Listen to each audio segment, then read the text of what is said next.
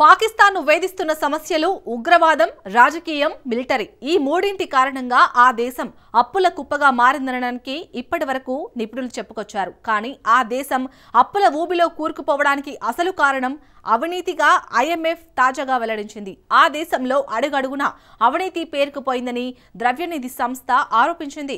ఉగ్రవాదం కోసం పాలకులే అవినీతిని ప్రోత్సహిస్తున్నట్టు నివేదికలు చెబుతున్నాయి.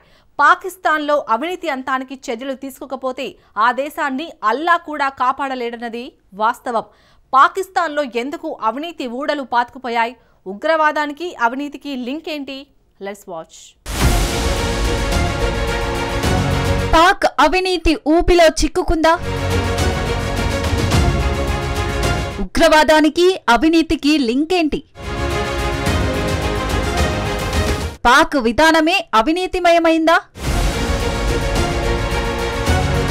ఉగ్రదేశం పాకిస్తాన్ పూర్తిగా అప్పుల్లో కూరుకుపోయింది.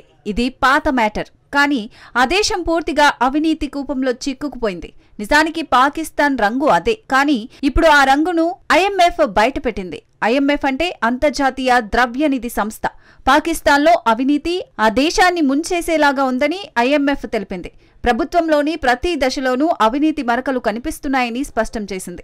గత 2 ఏళ్లలో అవినీతికి సంబంధమున్న 53 లక్షల కోట్లను పాకిస్తాన్ రికవరీ చేసింది.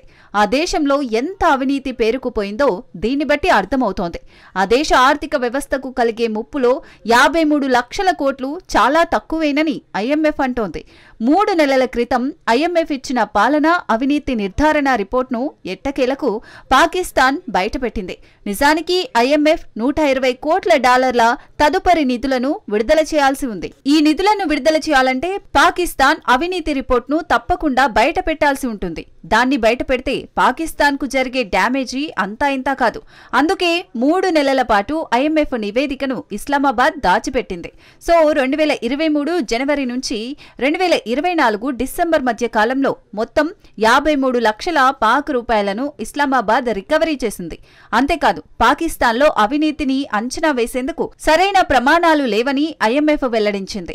రికవరీ నిధులు కేవలం వాస్తవ అవినీతిలో నీటి బిందువేనని తెలుస్తోంది.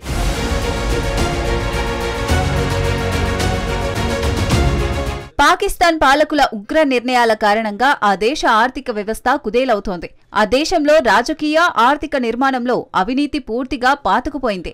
అవినీతి కారణంగా పాకిస్తాన్లో ఏటా జీడీపీలో 6.5% నష్టం వాటిల్లుతోంది. ఆ దేశంలో న్యాయ వ్యవస్థలు, పాలక వ్యవస్థలు ఏమాత్రం అవినీతిని అడ్డుకట్ట వేయలేకపోతున్నాయి. ఆ దేశం అవినీతి అడ్డుకట్టకు ప్రాథమిక సంస్కరణలను తీసుకొచ్చిన పాక్ జీడీపీ 5 నుంచి 6.5% పెరుగుతుందని ఐఎంఎఫ్ అంచనా వేసింది. అయితే ఐఎంఎఫ్ నివేదికతో పాకిస్తాన్లో మార్పు వస్తుందా? ఆ దేశం అవినీతి అంతానికి సంస్కరణలను చేపడుతుందా? దీనికి సమాధానం పాకిస్తాన్ చరిత్ర మరోలా చెబుతోంది. 1958లో ఐఎంఎఫ్ ఏర్పడిన తర్వాత రుణాల కోసం ఆ సంస్థ తలుపును అత్యధిక సార్లు తలపెట్టిన దేశం ఏదైనా ఉందంటే అది పాకిస్తానే. ఇప్పటి వరకు 24 సార్లు ఐఎంఎఫ్ రుణాలను ఇస్లామాబాద్ తీసుకుంది. పాకిస్తాన్లో మిలిటరీ పాలకులైనా, ప్రజాపాలకులైనా అప్పులు చేయడం తమ విధి అన్నట్లుగా వ్యవహరిస్తున్నారు.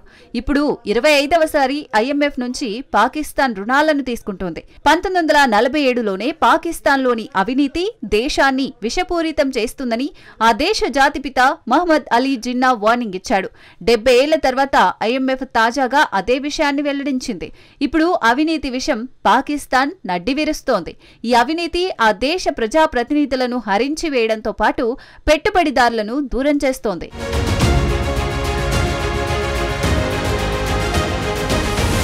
ప్రజలకు నష్టం కలిగించి సంపన్నులకు మేలు చేసే విధానాలను పాక్ ప్రభుత్వాలు అనుసరిస్తున్నాయంటూ ఐఎంఎఫ్ విమర్శించింది. అందుకు 2019లో చక్కెర ఎగుమతులకు అనుమతి ఇవ్వడాన్ని అందుకు ఉదాహరణగా చూపింది. పాకిస్తాన్లో అవినీతిపై అధ్యయనం చేయడానికి ఐఎంఎఫ్కు చెందిన 2 బృందాలు ఆ దేశానికి వెళ్లాయి. న్యాయ వ్యవస్థపై ఐఎంఎఫ్ అధ్యయనాలు ఆందోళనకరంగా ఉన్నాయి. న్యాయ వ్యవస్థకు ఉన్న స్వాతంత్ర్యం కోల్పోయిందని ఐఎంఎఫ్ అంచనా వేసింది. ఇటీవల పాకిస్తాన్ చేసిన 29వ రాజ్యాంగ సవరణతో న్యాయ వ్యవస్థపై రాజకీయ ప్రభావం ఎక్కువ అయిపోతుందని ఐఎంఎఫ్ ఆందోళన వ్యక్తం చేసింది. బలహీనమైన బడ్జెట్ నియంత్రణలు, దుర్వినియోగమవుతున్న ప్రభుత్వ సంస్థలు, రాజీ పడిన న్యాయ వ్యవస్థ, పాతబడిన సంస్థలతో అవినీతి పెరుగుతోందని ఐఎంఎఫ్ ఆరోపించింది. పాకిస్తాన్లో అవినీతిని అరికట్టేందుకు ఐఎంఎఫ్ 15 సూత్రాల సంస్కరణల ప్రణాళికను రూపొందించింది. ప్రభుత్వ నిర్ణయాల్లో పారదర్శకత, మెరిట్ ఆధారిత నియామకాలు, కఠినమైన ఆర్థిక నియంత్రణలు అవసరమని ద్రవ్యనిధి సంస్థ తెలిపింది. పాకిస్తాన్ ఇప్పటికే అవినీతిలో నిండా మునిగింది. అవినీతి చెదలు ఆ దేశాన్ని పట్టిపీడిస్తున్నాయి. వాస్తవానికి పాకిస్తాన్ పాలకుల విధానమే అవినీతి. ప్రభుత్వం విదేశాల నుంచి తీసుకున్న నిధులను ప్రజా అభివృద్ధికి కాకుండా అవినీతి మార్గంలో ఉగ్రవాదానికి వెచ్చించింది. ఆ నిధులతో ఉగ్ర సంస్థలకు ఉగ్గుపాలు పోసింది.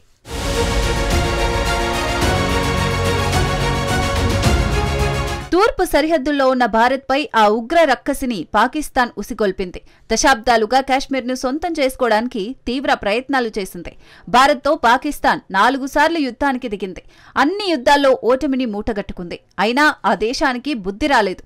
ప్రజల సంక్షేమం, అభివృద్ధిని గాలికి వదిలేసింది. ఉగ్రవాదులను పెంచి పోషించడమే ప్రభుత్వాల పని అన్నట్లు పాక్ పాలకులు వ్యవహరించారు. ఇప్పుడు పాకిస్తాన్ పెంచి పోషించిన ఉగ్రవాదం, దానికోసం చేసిన అవినీతి పాకిస్తాన్ను నిండా ముంచుతున్నాయి. ఈ అవినీతి కారణంగానే పాకిస్తాన్లో ఇప్పటి వరకు ఒక్క ప్రధాని కూడా 5 ఏళ్ల పాటు ప్రభుత్వాన్ని నడపలేదు. అంటే ఆ దేశంలో రాజకీయాలు, అవినీతి, ఉగ్రవాదం అనేవి ఫ్యాషన్ గా మారాయంటే ఇట్టే అర్థం చేసుకోవచ్చు. ఇక పాకిస్తాన్లో ఏం జరిగినా దానికి కారణం ఆ దేశ మిలిటరీనే. ఎందుకంటే పాకిస్తాన్లో చీమ ముందుకు అడుగు వేయాలన్నా ఆర్మీ, ఆ దేశం తప్పనిసరి. ప్రజల నుంచి ప్రభుత్వం పన్నుల రూపంలో వసూలు చేసిన నిధులతో పాటు విదేశాలు, అంతర్జాతీయ సంస్థల నుంచి తీసుకున్న అప్పులను కూడా ప్రభుత్వాలు మిలిటరీ సంక్షేమానికి కేటాయిస్తున్నాయి. మిలిటరీని సంతోషంగా ఉంచితే పాలకుల అవినీతిని పాకిస్తాన్లో ప్రశ్నించేవారుండరు. ఇటు మిలిటరీ, ఇటు పాలకులు కలిసి చేస్తున్న దోపిడితో పాకిస్తాన్ చిక్కి శల్యమవుతోంది. పాకిస్తాన్ను ఒక అవినీతి నుంచి గట్టెక్కించవచ్చు, కానీ ఉగ్రవాదం, మిలిటరీ ఉక్కు పిడికిల నుంచి పాకిస్తాన్ను ఎవరూ విడిపించలేరు. స్వయంగా అక్కడి ప్రజలు నమ్మే అల్లానే దిగివచ్చిన పాక్ మాత్రం బాగుపడదని నిస్సందేహంగా చెప్పొచ్చు.